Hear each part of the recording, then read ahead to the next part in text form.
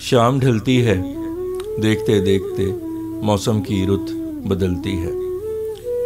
आसमां सुर्ख फिर स्याह हुआ जाता है और हो जाता है फिर रात का फसूं तारी। जैसे सहरा में हो सन्नाटा बहुत दूर तलक, और कोई नहीं दुनिया में हो बस मेरे सिवा। बस ये तन्हाई, ये सन्नाटा, ये खामोश हवा, भरी दुनिया में फ़कत मैं हूँ और ये तन्हाई।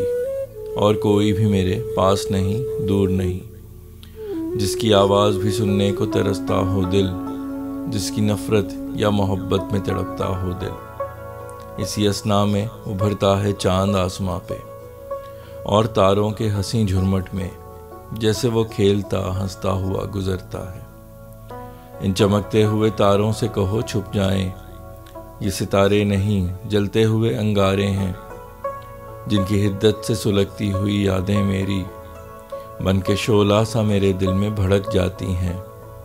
चांदनी बन के तेग दिल में उतर जाती है, और फिर चांद घटा में कहीं छुप जाता है। शमा जलती भी है, हर सिमत फिर अंधेरा है।